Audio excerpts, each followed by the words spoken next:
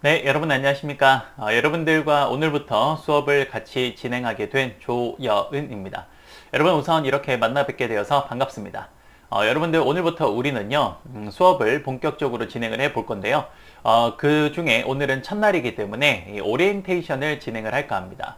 이 오리엔테이션에서는요, 우선 우리가 배우고자 하는 이 경영학이라는 학문 자체가 전반적으로 어떻게 생겼는지에 대해서 어찌 보면 큰 그림을 그리는 그 거시적인 부분을 좀 보는 시간이라고 생각하시면 될 것 같습니다. 그래서 오늘은 그 첫 번째 시간으로 우리가 기업 경영이 어떻게 이루어지는지에 대해서 좀 자세하게 살펴볼까 해요. 자, 그러면 본격적으로 우리 한번 수업을 들어가 보도록 하겠습니다. 자, 여러분들, 자, 지금 보시면 제가 여러분들 화면에 판서했는 내용이 떠오를 겁니다. 그쵸? 수업은 제가 판서를 할 때는요, 이렇게 판서 중심의 내용으로 진행을 할 거고요. 그리고 다시 제가 설명이 필요하면 이렇게 얼굴이 다시 짠 하고 나타나서 여러분들과 함께 수업을 진행하도록 하겠습니다. 그러면 오늘은 우리 첫 번째 오리엔테이션으로 기업 경영이 어떻게 이루어지는지를 한번 살펴보도록 하겠습니다. 이렇게 기업 경영이 어떻게 생겼는지를 여러분들께서 아셔야, 그래야 우리가 배우고자 하는 그 각 과목의 강론들이 어디에 위치하고 그 과목이 기업 경영이라는 큰 시스템 안에서 어떻게 작동되는지 그 원리를 알 수 있기 때문에, 그래서 저는 항상 우리 첫 번째 시간으로 이 기업 경영이 어떻게 이루어지는지를 제가 설명을 좀 드려요. 그래서 한번 진행해 보도록 하겠습니다. 자, 여러분들 보시면요. 지금 여러분들 제가 이제 오늘 오리엔테이션을 하려고 이제 준비를 좀 했는데요. 여러분들 지금 왼쪽에 있는 게 뭐냐면요, 바로 우리가 사용할 이 교재입니다. 그래서 제가 여러분들이랑 함께 좀 봐야 될 부분들을 미리 좀 만들어 오거든요. 그래서 이렇게 해서 왼쪽에 있는 부분은 우리가 사용할 교재라고 보시면 될 것 같고요. 오른쪽에 있는 부분은 이제 우리가 여러분들 수업 시간에 같이 할 판서 내용이라고 보시면 되겠습니다. 그래서 저는 수업을 이렇게 양쪽으로 같이 띄워놓고 진행을 해보도록 할게요. 자, 그러면 오늘 우리 첫 번째 시간으로 여기 보시면 Introduction to Business Administration이라고 해서 여러분들 이제 기업 경영의 개관을 한번 해볼까 하는데요. 자, 여기 보시면요. 자, 여러분 제가 지금 가지고 온 내용을 보시면 기업 경영의 개관을 보시면 여러분들 혹시 경영학과 학생이라면 친숙하게 봤을 법한 경영학의 세부 과목들이 있습니다. 그쵸? 첫 번째 뭐가 있습니까? 회계학이 있고요. 그 다음 두 번째 재무관리가 있고요. 세 번째 기업 경영 전략이 있고, 네 번째 생산 운영 관리가 있고요. 다섯 번째 마케팅, 여섯 번째 인사 노무 관리론, 뭐 줄여서 우리가 인사 관리론이라고 하죠. 혹은 뭐 학교마다 인적 자원 관리라고도 합니다. 그리고 일곱 번째 조직론, 그 다음 마지막으로 경영학의 기타 주제에 해당되는 경영학 일반 주제가 있습니다. 그쵸? 여러분들 아마 혹시 경영학 학생이라면 이 8가지 강론들이 바로 여러분들 경영학과를 졸업하시려면 반드시 이수해야 되는 전공 필수 과목이라는 걸 여러분들 아실 수 있을 겁니다.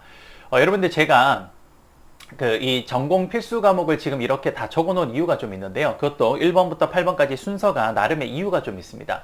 왜 이렇게 제가 적었는지를 지금부터 우리 오리엔테이션을 하면서 기업 경영이 어떻게 이루어지는지를 보면서 이 8가지가 기업 경영에 어떻게 작동하는지 그 원리를 제가 매칭을 한번 해보도록 할게요.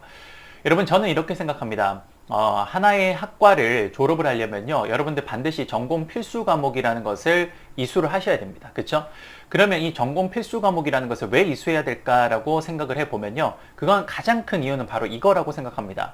내가 4년이라는 시간 동안 그 학교에 있는 어떤 특정한 학과를 전공을 했다라는 것은 최소한 그 학문이 이루어져 있는 부분의 필수적인 요소는 꼭 알아야만, 그래야 내가 그 학문을 어느 정도 전공했다라고 이야기를 할 수 있겠죠. 그렇죠? 그래서 여러분, 제가 생각하는 이 8가지 과목이 바로 기업 경영을 함에 있어서 반드시 필수적인 활동이라고 저는 생각을 하고요. 그리고 기업 경영이 이루어지는 과정에서 이 8가지가 각자 자리에서 잘 작동을 했을 때 기업은 굉장히 잘 운영된다라고 보시면 될 것 같아요. 자, 그러면 거두절미하고 기업 경영이 어떻게 이루어지는지를 보고요. 그리고 그 기업 경영이 이루어지는 과정에서 이 8가지의 과목이 어떻게 자기 자리에서 작동하는지 그 원리를 함께 매칭해 보도록 하겠습니다. 자, 그러면 한번 바로 진행해 보죠. 자, 여러분들 지금 보시면 화면에서 왼쪽은 이제 우리 교재가 나와 있는데 교재 부분은 제가 조금 사이즈를 줄이도록 하겠습니다. 조금 줄이고요. 자, 이제 바로 우리가 이제 내용을 한번 들어가 보도록 할게요. 자, 여러분들 한번 물어볼게요. 자, 여기 한번 물어보면 여러분들 우리가 기업 경영의 가장 주된 목표가 무엇이라고 생각합니까? 즉 무슨 말이냐면 회사는 왜 존재할까? 기업은 왜 존재할까? 여기에 대한 근원적인 질문부터 좀 해볼까 합니다. 여러분들이 생각했을 때 회사는 왜 존재합니까? 여러 가지 이유가 있겠죠. 그런데 제가 생각했을 때 회사가 존재하는 가장 주된 이유는 바로 이 기업은 주로 이윤을 추구하기 위해서 존재한다라고 생각을 할 수 있을 것 같습니다. 물론 우리가 이윤을 추구하지 않는 기업들도 존재해요. 하지만 우리가 알고 있는 일반적인 사기업의 경우에는요, 대부분 이 이익을 추구하는 게 기업의 가장 주된 목적이라고 보시면 될 것 같습니다. 여러분, 이익을 추구한다, 좀 쉽게 표현하면 뭡니까? 그렇죠. 돈을 추구하는 겁니다. 돈 벌려고 회사를 운영하는 거죠. 그렇죠? 그러면 우리가 회사를 이렇게 운영하는 가장 큰 이유는 바로 이익을 추구하기 위한 거다라고 생각을 할 수 있겠네요. 그러면 결국 기업의 경영은 이윤 추구의 모든 것들이 포커스가 되어 있을 거고요. 그 이윤 추구를 위해서 각각의 해당되는 기능들이 자기 자리에서 이윤 추구를 위해서 작동을 하면 그럼 기업은 잘 운영된다라고 이야기를 할 수 있을 것 같습니다. 맞습니까? 자, 그러면 한번 들어가 볼게요. 자, 여러분 여기 보시는 것처럼 기업 경영의 목표는 이윤 극대화, 그 다음 또 뭐라고 되어 있습니까? 주주 가치 극대화라고 되어 있죠. 그리고 또 뭐라고 되어 있습니까? 기업 가치 극대화라고 되어 있습니다. 그쵸? 즉 우리가 기업 경영의 목표라고 했을 때 저는 이 세 가지 목표를 동일한 목표라고 생각을 합니다. 그럼 왜 이 세 가지 목표가 동일한 목표인지를 지금부터 설명을 한번 해보도록 할게요. 자, 여러분들 우리가 경영학을 처음 접하는 친구들이 있을 것 같아요. 그래서 우선 경영학을 처음 접하는 친구들을 위해서 제가 지금 방금 보여드렸던 판서에 적었던 이 표가 무엇을 의미하는지를 잠깐 설명하도록 하겠습니다. 자, 한번 볼게요. 자, 여러분들 지금 보시면요, 지금 여기에 표가 있습니다. 제가 이 표를 그렸죠. 여러분 여기 보시면 제가 이제 레이저 포인트를 잘 따라오시면 됩니다. 자, 지금 보시면 요렇게 그린 게 하나 있고요. 또 요렇게 그린 포인트가 하나 있습니다. 맞죠? 여러분들 지금 보시면 여기 제가 지금 그린 요 왼쪽에 있는 요 그림과 그 다음에 오른쪽에 있는 요 그림은요, 요거는 우리가 재무상태표라는 겁니다. 여러분 이 용어는 절대 지금 모르셔도 상관없습니다. 그냥 가볍게 한번 들어보세요. 충분히 이해가 잘 될 거예요. 그 다음 가운데 있는 여기 있는 요 표는 뭐냐면요, 인컴 스테이트먼트라 그래서 우리가 포괄손익계산서라고 이야기를 합니다. 여러분 이게 지금 뭘 의미하는 거냐면요, 뭐 별건 아니고요. 자, 지금 이야기했던 게 뭔지 한번 잠깐 설명을 해볼게요. 여러분 기업 경영을 위해서 가장 필요한 두 가지가 있습니다. 기업 경영이 어떻게 이루어지는지를 알기 위해서는요, 크게 두 가지를 알아야 되는데, 첫 번째가 뭐냐면 특정 시점에 그 기업의 재무 상태와 그 다음 두 번째는 일정 기간 동안의 기업의 경영 성과를 알고 있어야 돼요. 여러분 이게 무슨 말인지 한번 잠깐 설명을 해볼게요. 봅시다. 여러분 예를 들어서 12월 31일이 됐어요. 자, 볼까요? 예를 들어서 자, 여러분 여기 조금 제가 밑에다 한번 작성을 해볼게요. 자, 여러분 여기 보시면 예를 들어서 12월 31일입니다. 12월 31일. 예를 들어서 12월 31일이 있어요. 그렇죠? 여러분 근데 우리가 지금 기업이 두 개 기업이 있다고 할게요. A 기업이 있고 B 기업이 있다라고 해보겠습니다. 됐죠? 그러면 12월 31일 날 A 기업은 기업의 전체 가지고 있는 자산이 10억을 가지고 있고요. 그 다음에 12월 31일 날 B기업은 기업이 가지고 있는 전체 자산이 100억을 가지고 있다고 해볼게요. 자, 여러분들 그러면 지금 제가 여기까지 이야기를 했을 때 한번 보면요, 기업이 10억을 가지고 있고 100억을 가지고 있잖아. 그쵸? 그러면 이 정보만 가지고 어느 기업이 더 좋은 기업입니까? 라고 한번 생각해 봅시다. 여러분 제가 뭐라 그랬죠? 기업 경영의 가장 주된 목적이 뭐라 그랬습니까? 이윤 추구. 그쵸? 그러면 결국 돈을 많이 버는 기업이 좋은 기업이네요. 그쵸? 그러면 A기업은 12월 31일 날 10억을 가지고 있고 B기업은 12월 31일 날 100억을 가지고 있어요. 그러면 당연히 어느 기업이 더 좋은 기업입니까? 그렇죠. 당연히 B기업이 더 좋은 기업입니다. 그쵸? 왜? B기업은 100억이라는 큰 돈을 가지고 있지만 A기업은 상대적으로 10억이라는 적은 돈을 가지고 있어서 그래요. 그쵸? 하지만 여러분들 지금까지 제가 설명드린 이 내용을 통해서 어느 기업이 좋은지를 판단한 거는요, 상당히 반쪽짜리 정보를 가지고 판단한 거라고 볼 수 있습니다. 왜요? 자, 볼게요. 자, 여러분들 지금 보시면요, 여기 A기업이 12월 31일 날 10억, B기업이 100억이 있는데요, 사실 A기업은 1년이라는 시간 동안 얼마를 벌었냐면요, A기업은 9억이라는 돈을 벌었고요. 9억. 그 다음 B기업은 얼마를 벌었냐면요, B기업은 1억을 벌었습니다. 1억. 여러분 이 말은 무엇을 말하는 거냐면요. 즉 1월 1일 날 A기업은 원래 얼마를 가지고 있었냐? 1억을 가지고 있고요.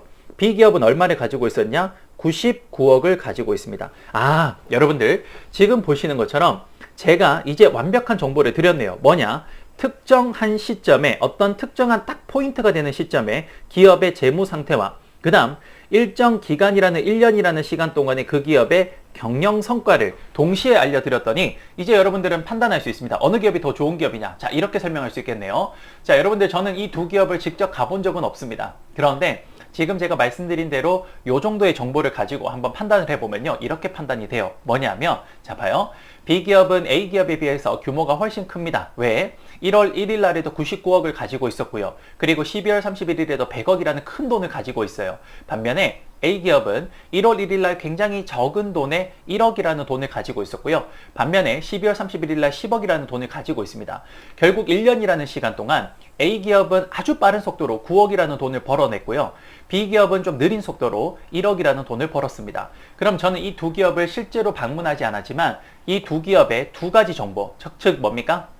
특정 시점의 재무 상태와 일정 기간 동안의 경영 성과라는 이 두 가지 정보를 알고 난 뒤에 저는 이 두 기업을 판단할 수 있습니다. 어떻게? 아, A기업은 상대적으로 B기업보다 규모는 작지만 상당히 성장의 속도가 빠른 스타트업 혹은 벤처기업이구나 라고 판단할 수 있고, 반면에 B기업은 어떻습니까? A기업보다 상대적으로 덩치도 크지만 이 성장의 속도가 좀 더딘 대기업이겠구나 라고 판단을 할 수 있는 겁니다. 여러분 이해되십니까? 그래서 우리가 어떤 기업의 정확한 경영의 상태를 알려면요, 크게 두 가지를 알아야 되는데, 그건 바로 특정 시점의 재무 상태와 그 다음 일정 기간 동안의 경영 성과를 알고 있어야 된다라는 겁니다. 여러분 이해가 되십니까? 그렇죠?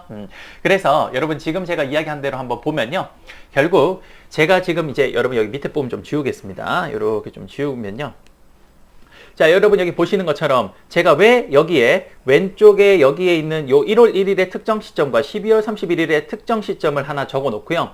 그 다음 1월 1일부터 12월 31일까지 1년 동안의 경영 성과를 적는 표를 적었는지 이제 여러분 이해가 되실 겁니다. 그쵸? 오케이. 자, 그러면 기업의 경영의 상태를 정확하게 파악하려면 특정 시점의 재무 상태와 일정 기간 동안의 경영 성과를 알아야 된다. 이제 우리는 이 사실을 알게 되었습니다. 됐죠? 자, 이 정도는 이제 충분히 이해가 되실 거라고 생각이 되고요.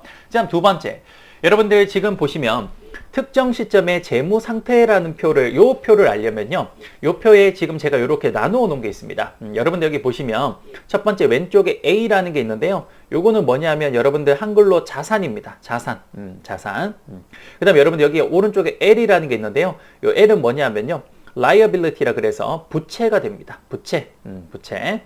그 다음 마지막으로 여기 아래쪽에 OE가 있는데 이거 owners equity라 그래서 요거를 자기 자본이라 그래요. 자기 자본. 자기 자본. 요렇게 됩니다. 그러니까 왼쪽에 자산은 asset. 그러니까 자산, 자산이 되고요. 두 번째 오른쪽에 위쪽에 있는 L을 liabilities라 그래서 부채. 그리고 마지막으로 아래쪽에 있는 건 owners equity라 그래서 자기 자본이 됩니다. 요렇게 총 4가지가 되는데 요게 무슨 말을 하는 건지 역시 설명 한번 드려보겠습니다. 자, 한번 볼게요. 여러분들 만약에 지금 제가 수업을 하고 있는 제가 기업이라고 해볼게요. 제가 여러분들 저도 나름 자산이 있습니다. 많진 않지만 자산이 있어요. 그러면 여러분 한번 봐봐. 제가 어떤 자산을 가지고 있냐면요, 제가 집이라는 자산을 가지고 있습니다. 여러분들 예를 들어서 제가 아파트를 하나 샀어요. 그럼 그 아파트 누구 겁니까? 제 거죠. 제 거. 그래서 저는 어디 나가서 친구들 만나서 뭐 술을 한잔 마실 때, 야, 너 요즘에 자산 뭐 있냐? 라고 하면요, 저는 이렇게 얘기할 것 같아요. 나 집이 있어. 혹은 여러분 제가 자동차를 가지고 있어요. 그럼 여러분들 당연히 자동차도 뭡니까? 저의 자산이죠. 그래서 누군가가 저한테 야, 너 자산 뭐 있냐? 라고 하면요, 나 집 있고 그리고 차 있어 라고 할 거예요. 여러분 그 누구 거죠? 그건 내 겁니다. 내 거. 그쵸? 그런데 여러분 제가 집을 한정해서 좀 설명을 해볼게요. 집이라는 자산을 저는 가지고 있어요. 아파트라는 자산을 가지고 있는데 그 아파트를 제가 사기 위해서는요, 100% 제 돈으로 사지 않았습니다. 그 아파트를 사기 위해서는요, 어떻게 했냐면 제가 아파트를 10억짜리 아파트를 샀어요. 10억짜리. 좋네요. 그쵸? 생각만 해도 좋습니다. 여러분 요즘에 서울의 집값이 너무 비싸죠? 그쵸? 그냥 제 개인적인, 이거는 약간 여담입니다만 앞으로 집값은 더 올라가지 않을까라는 생각을 좀 합니다. 참 너무 씁쓸한 어떤 현실이긴 한데 어쨌든 뭐 다시 백투더 우리 클래스로 돌아와서 자 한번 볼게요. 여러분 그럼 제가 10억짜리 아파트가 있다고 할게요. 그럼 여러분들 그 10억짜리 아파트를 제가 살 때는요 100% 제 돈으로 샀으면 가장 좋겠지만 100% 제 돈으로 사지 않았습니다. 왜? 제가 돈이 그만큼 많지 않았거든요. 그러면 어떻게 샀습니까? 제가 한 7억이라는 돈을 가지고 있었어요. 그러면 여러분 7억이라는 돈으로 집을 살 수는 없잖아요. 그쵸? 왜? 집값이 10억이니까. 그럼 3억을 어떻게 해야 될까요? 그렇죠. 당연히 빌려와야 됩니다. 그쵸? 그래서 내가 10억이라는 자산을 형성하기 위해서는요. 내 돈 7억과 남의 돈 3억이라는 돈을 가지고 이렇게 자본을 조달해서 내가 가지고 있는 자산에 투자를 해서 그 자산이 내게 된 겁니다. 그쵸? 바로 이거예요. 어떤 기업의 현재 재무 상태를 알려주는 거는요. 바로 이 왼쪽의 자산과 오른쪽의 부채와 자본으로 구성되는 이유가 바로 이 이유입니다. 한번 볼까요? 자, 봅시다. 여러분들 방금 제가 뭐라 그랬죠? 저는 지금 현재 집을 몇 억짜리 가지고 있다? 그렇죠. 집을 10억짜리 집을 가지고 있습니다. 그런데 이 10억짜리 집을 가지기 위해서 남의 돈 3억과 내 돈 7억을 마련을 해서 이렇게 해서 10억을 만들어서 이 10억을 가지고 여러분들 내가 아파트 10억이라는 자산을 투자를 한 겁니다. 맞죠? 바로 이거예요. 그러면 왼쪽과 왼쪽은 내가 가지고 있는 자산이 되고 오른쪽은 내가 가지고 있는 자산을 사기 위해서 어떻게 자본을 조달해 왔는지가 바로 이 오른쪽에 표현이 되는 겁니다. 이해가 되시죠? 자, 그러면 여러분들 여기까지 이해를 하고 난 뒤에 제가 하나 이야기를 한번 해보겠습니다. 뭐냐면 너무나 당연하게도 여러분들 어떤 공식이 하나 성립을 하냐면요. 여기 보세요. 여러분들 지금 이 재무상태표를 보시면 왼쪽이 자산이 있죠. 그럼 asset이 있습니다. 그렇죠? 그 다음 오른쪽에 뭐가 있습니까? 부채, liabilities와 그 다음에 뭐가 있죠? owner's equity. 그러니까 자기 자본이 있어요. 맞죠? 그럼 여러분들 당연히 너무나 당연하게도 자산은 뭐 더하기 뭐가 되죠? 그렇죠. 부채 플러스 자본이 됩니다. 왜요? 방금 말씀드렸네요. 여기 보면 내가 아파트 10억이라는 아파트의 자산을 구매하기 위해서는 자본을 어떻게 조달해 왔습니까? 남의 돈 3억과 내 돈 7억을 가지고 이렇게 해서 여러분들 자본을 조달해서 내 자산을 형성한 거죠. 여기에서 요만큼의 10억을 형성을 해서 여기에다 투자를 한 거죠. 그러니까 당연히 asset은 liabilities와 owner's equity, 즉 부채와 자본의 합으로 이루어져 있다라는 걸 알 수 있습니다. 맞습니까? 그쵸? 그래서 우리가 지금 이제 기본적으로 기업의 경영이 어떻게 이루어지는지를 알기 위해서 필요한 아주 기초적인 내용들을 지금 다 설명을 좀 드렸습니다. 맞죠? 자, 그러면 자, 이걸 바탕으로 자, 지금부터 기업 경영을 한번 해보도록 하겠습니다. 자, 저와 함께 기업이 어떻게 경영되는지를 한번 살펴보도록 할게요. 자, 봅시다. 여러분들 기업에서 우선 이제 우리가 기업 경영을 출발을 할 건데요. 기업 경영에서 가장 중요한 두 사람을 저는 우선 좀 선별을 좀 하고 싶습니다. 그 두 사람을 지금부터 한번 이야기를 해보고 싶은데요. 여러분 회사에서 가장 중요한 두 사람은 누굴까요? 저도 회사 생활 해봤지만 회사 생활에서 가장 중요한 사람은 접니다. 내가 제일 중요하죠. 그런데 여러분 그거는 우리가 평상시에 그냥 하는 말이고 정말 비즈니스 마인드로 경영학적인 마인드로 기업에서 가장 중요한 두 사람이 누구냐라고 했을 때는요. 우선 당연히 기업의 어찌 보면 배의 선장 같은 역할을 하는 기업의 CEO가 있을 겁니다. 그렇죠? 그 사람이 가장 중요해요. 그러니까 기업의 CEO가 가장 위쪽에 있고요. 그 다음 여러분 그 기업의 CEO를 보좌하는 사람 중에 가장 중요한 사람이 누구냐면요. 여러분들 혹시 들어보셨을지 모르겠는데 CFO가 있습니다. Chief Finance Officer라 그래서 최고 재무 담당자라는 사람이 있어요. 이 최고 재무 담당자는 사실 무엇을 하는 사람이냐면 바로 우리 회사가 어떤 사업을 하기 위해서는 돈이 필요한데 그 돈을 어떻게 조달해 올지를 고민하고 그걸 여러분들 연구하는 사람. 그 사람이 누구냐? 그게 바로 최고 재무 담당자입니다. 여러분들 저는 이제 회사 생활을 좀 오래 해봤지만 회사에서 최고 재무 담당자가 차지하는 위치가 혹은 그 포지션이 어떠냐면요. 이 사람은 사실상 그 다음 차기의 CEO가 될 사람입니다. 왜 그러냐면 기업에서 가장 중요한 건 바로 이 재무가 가장 중요하거든요. 돈의 흐름을 정확하게 읽고 있는 사람이 가장 중요합니다. 그래서 이 최고 재무 담당자는 사실상 다음에 차기에 바로 이 CEO가 될 사람이 그 자리에 온다라고 보시면 돼요. 그만큼 중요한 사람이에요.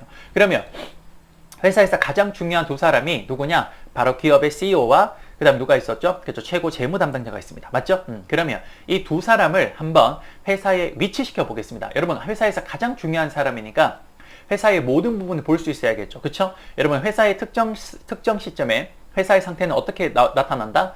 회사의 자산과 그 다음에 부채와 자본 이렇게 되죠. 그래서 지금 그 사람들을 회사에 한번 위치시켜 보겠습니다. 볼게요. 자, 여러분 회사에서 가장 중요한 두 사람을 한번 위치시켜 볼게요.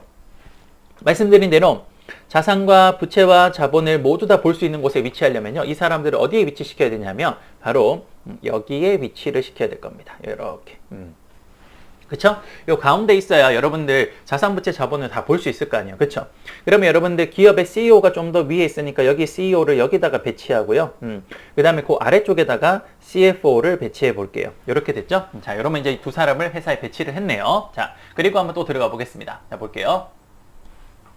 자, 여러분들 기업의 CFO가 뭐 하는 사람이라 그랬죠? 그렇죠. 우리 회사가 어떤 사업을 영위하기 위해서 필요한 자금을 조달해 오는 사람입니다. 그렇죠? 그러면 CFO는 어떤 걸 고민하냐? 이런 걸 고민해요. 뭐냐면 여러분 제가 방금 자산을 형성하기 위해서 어떤 자산을 형성하기 위해서는 돈을 어떻게 조달해 온다라고 했죠? 주로 남의 돈과 내 돈으로 조달해 온다 그랬죠. 바로 이거예요.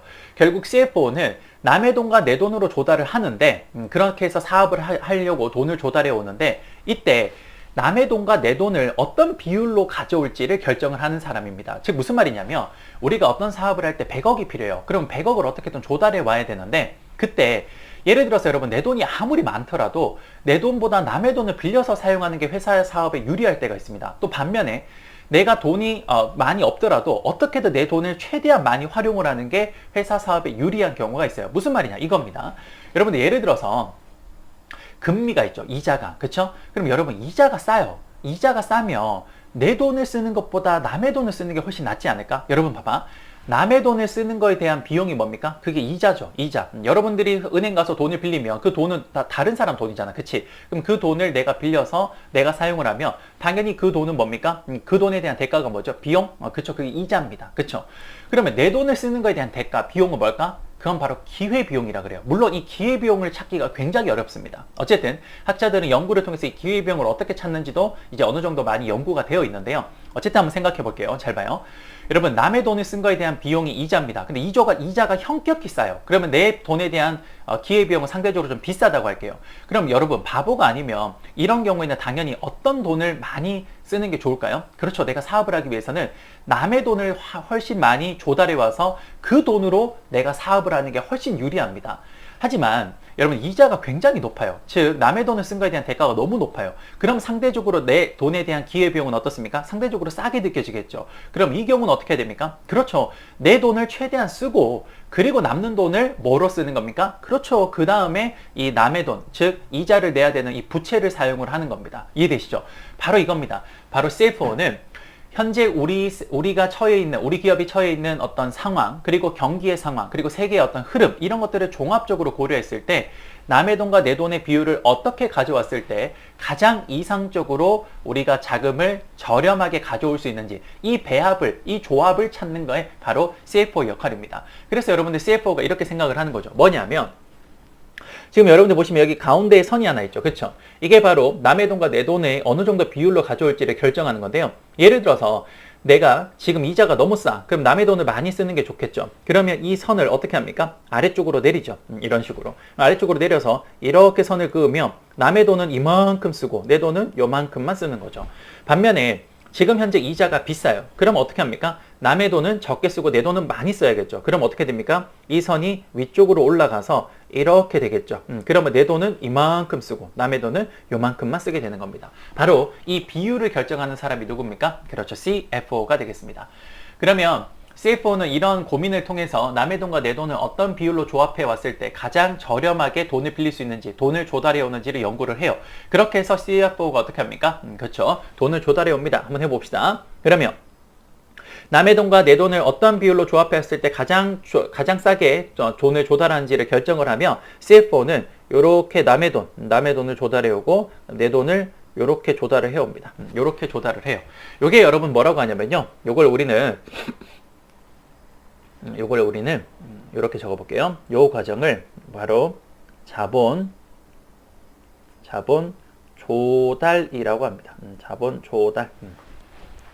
자, 우선 자본 조달을 이렇게 했습니다. 됐죠? 그러면 이렇게 자본 조달이 끝이 나면요. 이제 CFO의 역할은 끝이에요. 그러면 이제 뭐 합니까? CFO는 이 돈을 CEO한테 넘깁니다. CEO한테 이제 넘겨서 CEO한테 자, 이제 제가 돈을 조달해 왔으니까 이 돈을 가지고 이제 사장님께서 우리 회사가 앞으로 크게 성장할 수 있는 곳에 투자해 주세요 라고 이렇게 줍니다. 그러니까 CFO가 돈을 조달해 와서 위쪽으로 넘겨줘요. 그러면 CEO는 그 돈을 받겠죠. 그러면 이제 CEO는 그 돈을 받아가지고 이제 생각을 합니다. 이제 참 어렵게 돈을 조달해 왔는데 이 돈을 어디에 투자를 할지를 고민을 해야 되는 거예요. 여러분들 우리가 돈이 많으면 사실 많은 사업에 투자를 해서 그 중에 하나 성공하면 되죠. 하지만 이런 경우는 현실에 없습니다. 왜? 시간과 돈이라는 자원은 항상 어떻습니까? 한정되어 있죠. 그래서 그 한정된 자원을 가지고 어디에 투자를 했을 때 가장 크게 성공할 수 있을 건지를 기업의 CEO는, 경영자는 그 고심을 하는 겁니다. 장고를 하는 거죠. 그래서 그 장고 끝에 이제 어느 사업에 투자를 해야겠다라고 결정을 합니다. 그러면 이제 CEO는 투자 결정을 하는 거죠. 어떻게 해요? 이렇게 해요. 자, 기업의 CEO가 이렇게 투자 의사결정을 합니다. 이렇게. 자, 투자 의사결정. 이제 저기 좀 적을게요. 여기다가 이렇게 적어보겠습니다. 투자 결정을 하죠. 이렇게 투자 결정을 합니다. 그럼 여러분들 기업의 CEO가 투자 결정을 하면 어떻게 할까요? 그렇죠. 이렇게 되겠네요. 자, 여러분들 만약에 삼성전자가 스마트폰 사업을 하기로 결정을 했어요. 그럼 스마트폰을 만들어야죠. 그렇죠? 그럼 어떻게 해야 됩니까? 스마트폰을 만들 공장이 있어야 되니까 어떻게 하죠? 이렇게 합니다. 이렇게 땅을 사요. 땅을 사요. 그리고 그 위에 뭐를 짓습니까? 그렇죠. 스마트폰을 만들 공장을 지어요. 이렇게. 그리고 그 안에 뭐도 넣어놓죠? 그렇죠. 기계 설비도 넣습니다. 이렇게 기계 설비도 넣어요. 여러분, 제가 지금 왜 이 땅을 사고 공장을 짓고 기계 설비를 왜 여기다가 에셋, 자산에다 넣죠? 그럼 바로 여러분들 기업의 CEO가 돈을 가지고 땅을 사고 공장을 짓고 기계를 사면 여러분 다 누구 거예요? 그죠? 이 회사 겁니다. 여러분 이게 삼성이라고 해보자. 그러면 그 다 누구 거예요? 삼성 거죠. 삼성의 뭐라고 불러집니까? 자산. 그러니까 자산 파트에 제가 그림을 그린 겁니다. 이해되죠? 오케이. 자, 그럼 이렇게 해서 투자 결정까지 했네요. 자, 이제 투자 결정을 해서 땅을 사고 공장을 짓고 그리고 기계 설비를 넣었어요. 그리고 사람도 고용을 했어요. 그러면 이제 여러분들 뭐 해야 됩니까? 그렇죠. 제품을 만들어야겠죠. 그래서 두 번째, 이제 그 다음 어떻게 되냐면요. 여기서 이 공장에서 뭘 하게 됩니까? 자, 한번 볼게요. 자, 이 공장에서 이제 이렇게 해서 바로 제품을 이제 뭐 하게 됩니까? 그렇죠. 제품을 생산하고요. 그리고 공장을 뭐 하게 됩니까? 운영하게 됩니다. 생산, 운영하게 돼요. 이렇게 되겠네요. 그렇죠? 자, 그러면 제품을 생산, 운영하면 제품 생산, 운영의 결과 뭐가 나옵니까? 제품이 나오겠죠. 그 제품을 여기다 이렇게 넣을게요. 여러분, 요렇게. 자, 그러면 여러분들 지금 보시는 여기 있는 요 물건, 요거를 여러분 우리가 팔기 전에 잠깐 회사에 넣어둡니다. 창고에다가. 여러분 그걸 뭐라 그러죠? 재고예요. 여러분 왜 쌤 지금 제가 재고도 자산이 그렸죠? 누구 거예요? 삼성 거예요. 자, 이제 여러분 좀 읽을 수 있겠죠? 그쵸? 그래서 그 재고 자산을 어디에다 쌓아둡니까? 창고에 쌓아둡니다. 그쵸? 그럼 그거는 누구 거죠? 삼성의 자산이 됩니다. 여기까지 이해되죠? 근데 여러분들 당연히 그 쌓아두는 걸로 끝이 나면 안 되겠죠? 어떻게 해야 됩니까? 팔아야 됩니다. 그쵸? 그러면 이 재고 자산을 이제 한번 팔아봅시다. 이 재고 자산을 여러분 여기 있는 요 재고 자산이 있죠? 요 재고 자산을 한번 팔아볼게요. 자, 요렇게 해서 자, 재고 자산을 그다음 뭐 합니까? 판매합니다. 판매해요. 자, 판매 한번 해봅시다. 자, 판매를 하면요. 첫 번째, 여러분들 일단 이렇게 됩니다. 예를 들어서 갤럭시 스마트폰 한 대당 100만 원이에요. 근데 여러분 10대를 팔았으니까 얼마 판 거죠? 1000만 원 팔았죠. 그걸 우리는 뭐라고 합니까? 그걸 우리는 매출액이라고 합니다. 매출액. 첫 번째 매출액이 있고요.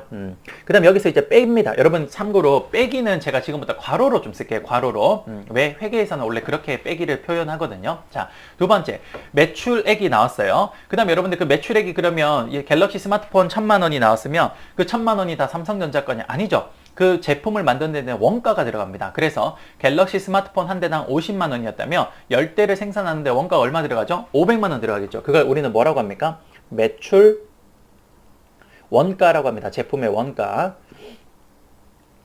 매출 원가를 빼요. 그 다음 또 뭘 빼주냐?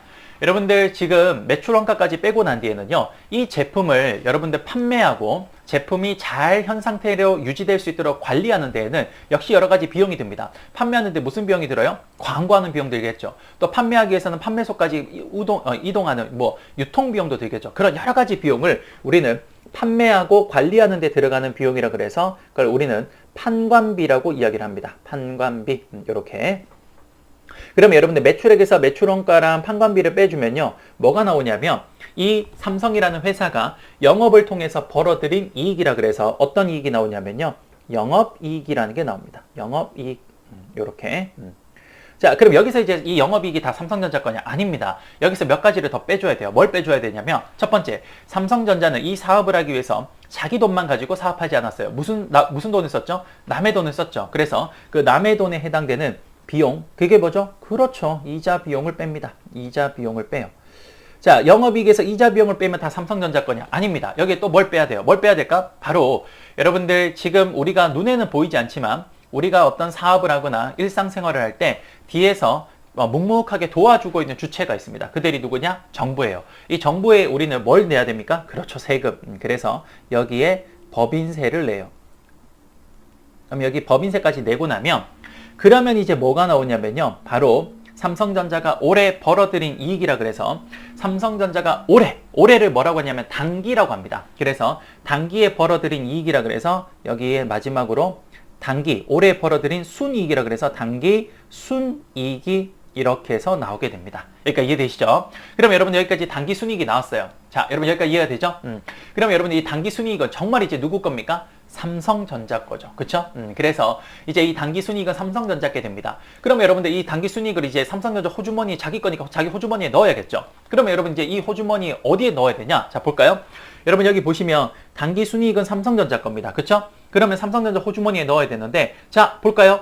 호주머니가 어디 있습니까? 그렇죠. 여러분 자산은 내가 가지고 있는 거. 그 다음 돈은 여기 오른쪽에서 조달을 해왔죠. 그럼 오른쪽에서 위쪽에 있는 게 뭡니까? 남의 돈. 아래쪽에 있는 게 누구죠? 내 돈이죠. 아, 그럼 내 돈의 주머니가 어디 있습니까? 바로 여기 있네요. 그렇죠? 그래서 여기 보시는 단기 순이익은 어디로 흘러 들어가냐? 바로 여기 있는 그렇죠.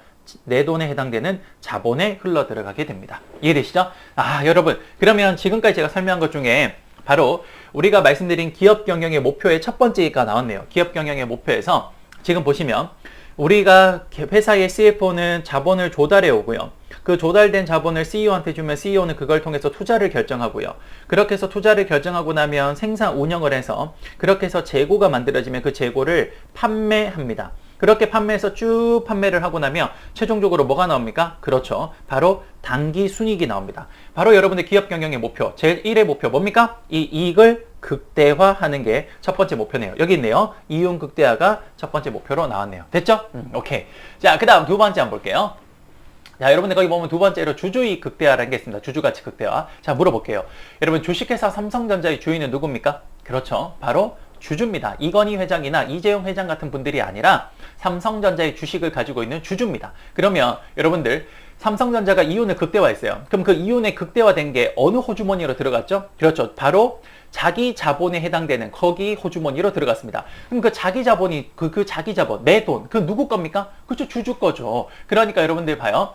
여기에서 바로 단기 순이익이 여기가 극대화되면 극대화된 돈이 어디로 흘러 들어갑니까? 그렇죠. 주주 호주머니로 들어가서 이 부분을 극대화할 겁니다. 이 부분이 누구 돈이라고요? 주주 돈이에요. 그러면 주주 돈이 뭐가 된 겁니까? 극대화됐네요. 이해되시죠? 오케이. 자, 그 다음 마지막으로 여러분들 세 번째 목표가 뭐냐? 바로 기업 가치 극대화입니다. 이건 너무 쉽게 표현이 돼요. 어떻게 되냐면요. 이렇게 됩니다. 자, 보시다시피 봐요. 여러분 단기 순이익이 있죠. 그럼 이 단기 순이익이 이렇게 흘러 들어가서 자기 자본에 흘러 들어가면 주주의 가치를 극대화시킵니다. 맞죠? 그럼 여러분들 봐.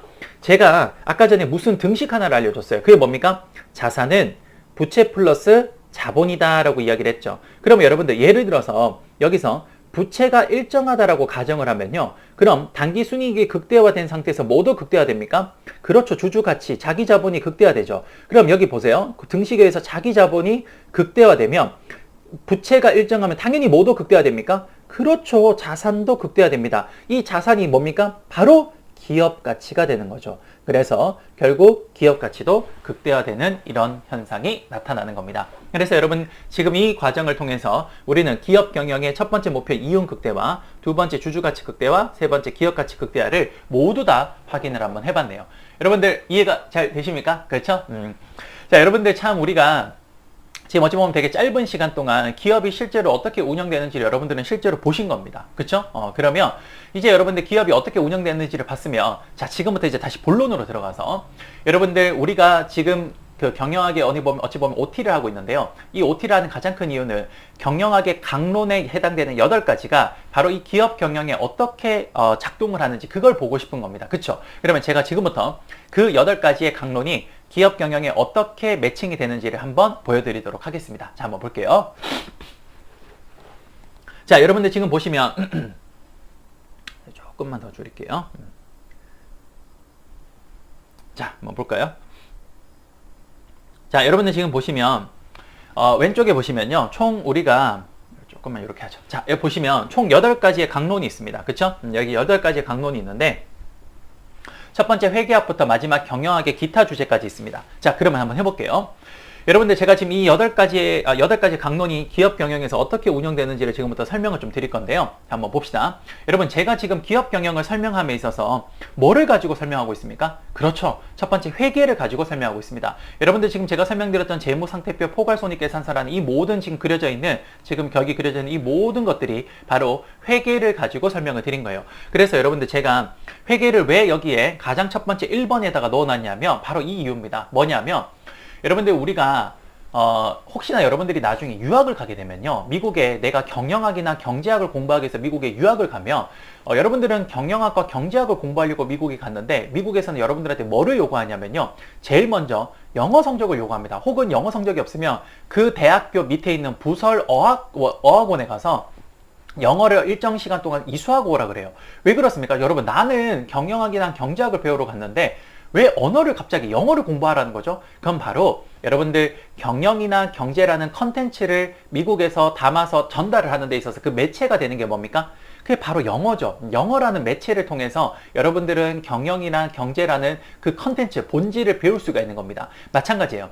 기업의 경영이 어떻게 이루어지는지를 정확하게 설명을 하는 방식은 여러 가지가 있는데, 그 중에서 가장 일반화되어 있는 방법이 뭐냐? 바로 회계를 통해서 전달을 하는 겁니다. 그래서 회계는 마치 경영학에서 뭐라고 여러분들 많이 회자가 되고 있냐면요, 이 회계는 기업 경영의 언어다라고 이야기를 많이 합니다. 그래서 여러분들 제가 가장 먼저 여기서 회계를 먼저 설명을 한 거예요. 그래서 여러분들 첫 번째 여기 보시면, 자, 1번 여기 적을게. 1번 여러분들 회계학이 가장 먼저 제가 여기 적어놓은 이유가 바로 이 이유입니다. 바로 회계학은 기업 경영의 언어기 때문에 바로 이걸 가장 먼저 배우는 거예요. 자, 그 다음에 여러분 여기 두 번째 보시면요, 재무관리가 있죠. 자, 재무관리는 어디에 해당되냐? 자, 봐요. 기업의 언어를 배웠죠. 그럼 이제 뭐 해야 됩니까? 사업을 해야겠죠. 그런데 사업을 하려면 제일 먼저 뭐가 필요합니까? 그렇죠. 돈이 필요합니다. 그럼 이 자본을 조달하는 게 바로 두 번째인데, 여기 보시면 두 번째는 자본 조달이 바로 핵심이 되는데, 이 자본 조달을 할 때 제가 말씀드린 대로 남의 돈과 내 돈을 어떤 비율로 가져왔을 때 가장 저렴하게 자본을 조달할 것인가, 이게 핵심인 겁니다. 그럼 남의 돈과 내 돈을 어떻게 조달해 왔을 때 이걸 가장 저렴하게 조달할 수 있는지를 연구하는 데 도움을 주는 경영학의 학문이 있습니다. 그게 뭐냐? 그게 바로 재무관리예요. 그래서 여기 자본 조달 밑에 바로 재무관리를 적어 볼게요. 재무관리는 그래서 두 번째로 중요하긴 그렇고 두 번째 순서에 해당이 됩니다. 이해되죠? 자, 그러면 이제 여기서 재무관리를 통해서 자본 조달을 가장 저렴하게 해왔어요. 그럼 이제 이 저렴한 조달해온 돈을 CEO가 받아서 뭐 하게 됩니까? 그렇죠. 세 번째, 투자 결정을 하게 됩니다. 그렇죠? 그럼 여기에다가 세 번째 투자 결정을 하게 돼요. 여러분, 이 투자 결정을 할 때, 여러분 제가 여기 밑에 살짝만 좀 지우겠습니다. 자, 여러분 이 투자 결정을 할 때 도움을 주는 바로 학문이 있습니다. 그게 뭐냐면요, 바로 투자를 할 때는 어떻게 해야 됩니까? 전략적으로 해야 돼요. 그래서 이 기업의 CEO가 투자 의사결정을 할 때 기업의 미래의 불확실한 환경을 분석하고 그 불확실한 환경에 분석된 걸 통해서 어떤 전략적으로 투자 의사결정을 하는데 도움을 주는, 바로 그게 뭡니까? 기업 경영 전략이 됩니다. 그래서 여러분들 왼쪽에 보시면 우리 교재에 세 번째 기업 경영 전략이 있죠. 그래서 투자 의사결정 밑에다가 기업 경영 전략이라고 한번 적어볼게요. 기업 경영 밑에다가 적을게요. 전략. 자, 이렇게 해서 우리가 투자 결정을 할 때는 기업 경영 전략이라는 학문이 바로 도움을 주게 됩니다. 여기까지 이해되죠? 자, 그 다음 여러분들 이렇게 해서 기업 경영 전략을 통해서 우리가 어떤 사업에 투자를 해야 될지 결정을 했어요. 그러고 나면 이제 뭘 해야 됩니까? 그렇죠. 제가 이야기를 했죠. 땅을 사고 그 다음에 공장을 짓고 거기다가 기계 설비를 넣어서 그렇게 해서 뭐 해야 됩니까? 제품을 생산해야 되죠. 공장을 운영해야 됩니다. 그렇네요. 그래서 네 번째 뭐가 나옵니까? 생산, 운영, 관리가 나오게 됩니다. 제품을 생산하고 공장을 운영하고 관리하는 바로 이 생산, 운영, 관리가 네 번째 주제로 나오게 된 겁니다. 이해가 되죠? 자, 그러면 생산, 운영을 해서 이제 제품을 만들었으면 뭐 해야 됩니까? 그렇죠. 다섯 번째 뭐 해야 됩니까? 판매해야 됩니다. 그래서 여기 다섯 번째, 조금 안 맞네. 잠시만요. 자, 여기서 다섯 번째 주제 판매가 되겠습니다. 여러분 판매를 할 때는 어떻게 해야 될까요? 그렇죠. 최대한 많이 판매해야겠죠. 그래서 이 판매와 관련해서 도움을 주는 경영학의 한 분이 뭘까요? 그렇죠. 다 눈치채셨겠죠. 그게 뭡니까? 마케팅이 되겠습니다. 마케팅이 여기에 해당이 돼요. 자, 이해되죠? 자, 그러면 이제 판매를 했어요. 그러면 이제 판매가 잘 되고 나면 매출액부터 이렇게 쭉 내려가서 최종적으로 뭐가 나옵니까? 당기순이익이 나와서 이 당기순이익이 극대화되면 그 극대화된 당기순이익이 자기 자본에 들어가서 주주의 가치를 극대화시키고요. 부채가 일정하다라고 하면 바로 자기 자본이 극대화되면 뭐도 극대화됩니까? 그렇죠. 바로 기업의 가치에 해당되는 자산의 가치도 극대화되는 바로 기업 경영의 목표가 달성되는 겁니다. 이해되시죠? 자, 그러면 이제 다 했네요. 그런데 선생님 거기 보면 아직까지 세 가지가 남았는데요. 그렇죠. 남았죠. 뭐가 남았습니까? 인사 노무 관리와 경영 조직론과 경영학의 일반이 남았네요. 그렇죠? 자, 이게 무엇을 의미하는지 마지막으로 한번 보겠습니다. 여러분들 지금 보시면요. 회계로 기업의 경영의 상태를 설명을 하며 아주 기업의 경영의 상태를 정확하게 설명하고 여러분들한테 좀 더 클리어하게 명확하게 설명할 수 있다는 것에서는 참 좋습니다. 하지만 회계에서 가장 큰 단점이 있는데요. 바로 우리가 정말 중요한 자원임에도 불구하고 회계에서는 명시적으로 즉 눈으로 보여줄 수 없는 것들이 있는데 그게 대표적인 게 뭐냐? 바로 사람입니다. 여러분 요즘에는 AI가 워낙 크게 발전을 하고 자동화가 많이 진전되었지만 그럼에도 불구하고 회사를 운영하는 데 있어서 가장 중요한 주체는 누구냐? 그럼 바로 사람입니다. 그래서 여러분들 지금 보시면 자 볼게요. 자 여기 보시면 결국 여러분들 여기 보시면 1월 1일부터 여기는 12월 31일까지 회사가 이렇게 1년이라는 시간 동안 운영이 될 때는요. 자 한번 해볼게요. 자 여기 보시면 1월 1일부터 여기 1월 1일부터 이렇게 1월 1일부터 그 다음 12월 31일까지 이렇게 12월 31일까지 1년이라는 시간 동안 이렇게 회사가 운영이 되겠죠. 그렇죠? 이렇게 회사가 자 이렇게 한번 해볼까요?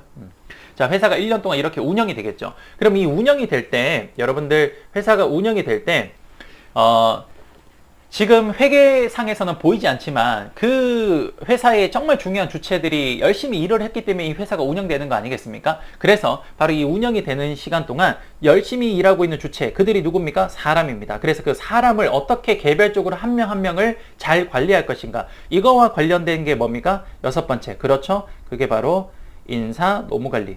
인사 노무 관리론이 되겠습니다. 혹시 그 줄여서 인적 자원 관리라고도 해요. 혹은 인사 관리라고 합니다. 인사 노무 관리론. 이렇게 돼요.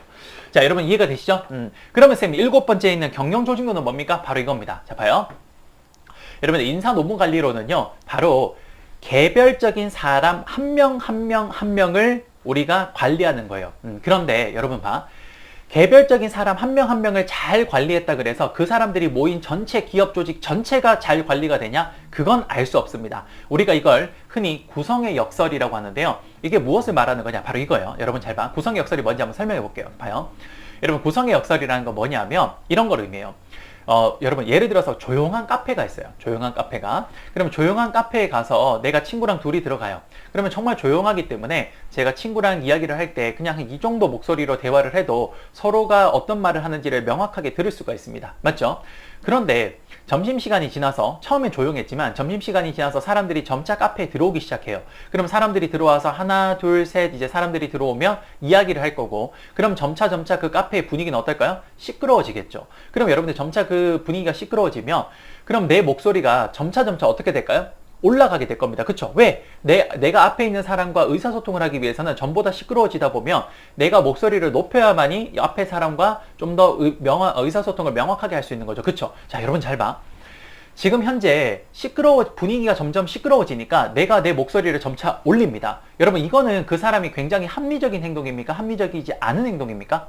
그쵸? 굉장히 합리적인 행동이죠. 왜요? 내가 앞사람과 대화하는 게 주된 목적이기 때문에 그 사람에게 나의 목소리를 정확하게 전달하기 위해서 내가 목소리를 높이는 건요. 이건 너무나 여러분들 합리적으로 바람직한 행동을 하고 있는 겁니다. 그쵸? 그런데 여러분 봐. 내가 앞사람이랑 대화를 좀 더 명확하게 하기 위해서 내가 목소리를 높여. 그럼 그 카페의 분위기가 어떻게 될까? 더 시끄러워지겠지. 그럼 그 주변에 있는 다른 사람은 어떻게 할까? 더 시끄러워지니까 더 목소리를 높이겠죠. 그럼 어떻게 될까? 분위기가 더 시끄러워지겠죠. 그럼 계속 목소리를 높이다 보면 어느 순간 그 카페에는 그 누구도 소리가 들리지 않을 정도로 시끄러워질 겁니다. 여러분 어떻습니까? 바로 이거네요. 개별적인 사람 한 명 한 명 한 명 한 명이 합리적인 행동을 하고 있지만 그들이 모인 전체는 어떻습니까? 굉장히 비합리적인 행동을 보이고 있죠. 바로 이거예요. 우리가 개별적으로 한 명 한 명이 잘 관리되어 있더라도 그들이 모이면 전체가 되면 그 전체에서는 비합리적이거나 이상한 행동들이 나올 수 있다는 겁니다. 여러분 이거는 굉장히 쉬운 예로 설명을 하면요. 이런 경우 보셨죠? 여러분 스터디라는 걸 해보셨죠? 그럼 여러분 스터디 할 때 각자 개별적으로 한 명 한 명은 다들 열심히 하려고 모인 친구들입니다. 그쵸? 그런데 어떤 스터디는 보면 그렇게 개별적으로 열심히 한 친구들이 모여가지고 정말 높은 시너지 효과를 내는 친구들이 있는 반면에, 그런 스터디가 있는 반면에 어떤 스터디는 어떻습니까? 그렇죠. 개별적으로 모여서 오히려 폭망하는 스터디가 있습니다. 그렇죠? 바로 이거예요. 개별적인 사람은 전부 다 합리적이지만 그들이 모였을 때는 더 상승 효과, 시너지 효과가 날 수도 있지만 더 하락하는 효과도 나타날 수가 있습니다. 그래서 우리는 개별적인 사람 한 명 한 명을 관리하는 게 인사노무관리론이라면 그들이 모인 전체를 또 바람직하게 관리할 필요가 있습니다. 왜? 그들이 합리적인 행동을 하더라도 그들이 모인 전체가 비합리적인 행동을 보일 수 있기 때문에 우리는 전체를 관리하는 게 필요한 거죠. 그래서 뭐가 필요한 겁니까? 경영조직론이 필요한 겁니다. 그래서 여기 보시는 것처럼 인사노무관리론이 모여서 이게 모여서 이제 전체를 관리하는 7번째 뭐가 있습니까? 그렇죠. 경영조직론이 있는 거예요. 여기까지가 이제 가장 여러분들 뭡니까? 가장 경영학의 뼈대가 되는 주제들이었어요. 그리고 이제 마지막으로 여러분들 경영학도 나름의 학문입니다. 그러니까 나름의 역사가 있겠죠. 그래서 뭐 경영학의 역사도 배우고요. 오늘날에는 정보화 시대에 가깝기 때문에 경영학을 정보 시스템에 접목시켜서 강의를 경영을 하기도 합니다. 그래서 경영 정보 시스템 이런 것들이 있어요. 뭐 그런 거 외에 등등 뭐 법의 영향을 받으니까 뭐 상법도 있고 여러 가지가 있겠죠. 그래서 그런 것들을 이제 다 모아놓은 마지막이 뭡니까? 경영의 일반 주제, 이렇게 되겠네요. 그러면 여러분들 지금 보시는 것처럼 왼쪽에서 제가 설명드렸던 그 8가지가 그게 전부 다 싹 나왔네요. 그쵸? 그래서 여러분들 경영학은 이렇게 우리가 구성이 되어 있는 겁니다. 여러분 어떻게 이해가 좀 잘 되십니까? 그렇죠? 여러분들 제가 지금 설명드린 이 내용은요, 뭐 어디에서 제가 배운 것도 아니고, 뭐 제가 어디에서 이제 그 가지고 있는 실제 내용을 뭐 가져온 것도 아니고요. 이건 제가 이제 오랜 기간 동안 경영학을 공부하고, 그리고 제가 이제 실제로 증권사에서 실무를 담당을 해보면서 여러 가지 회사를 분석도 해보면서 아, 기업 경영이 이렇게 운영되는구나 라는 걸 나름 깨달아서요. 그래서 그걸 제가 나름의 이런 표 형식으로 만들어 본 겁니다. 이해가 잘 되시죠? 그쵸? 그래서 여러분들 우리가 이제 경영학이라는 학문이 어떻게 생겼는지를 아실 것 같아요. 그쵸? 그리고 기업 경영이 어떻게 이루어지고 그 과정에서 이 경영학의 8가지 학문들이 어떤 작동을 하는지를 여러분들은 알게 된 겁니다. 이해되시죠? 그래요. 자, 여러분들 오늘 정말 수고 많으셨고요. 오늘은 우리가 첫 번째 오리엔테이션 시간으로 바로 이 경영학의 가장 일반적인 내용들을 설명을 좀 드렸습니다. 다음 시간에는 이제 우리 여기에서 좀 더 강론으로 들어가서 실제 세부적으로 어떤 내용들이 구체적으로 있는지를 다음 시간부터 이제 한번 진행을 해보도록 할게요. 자, 여러분들 수고 많으셨고요. 저는 다음 시간에 다시 뵙도록 하겠습니다. 수고 많으셨습니다. 감사합니다.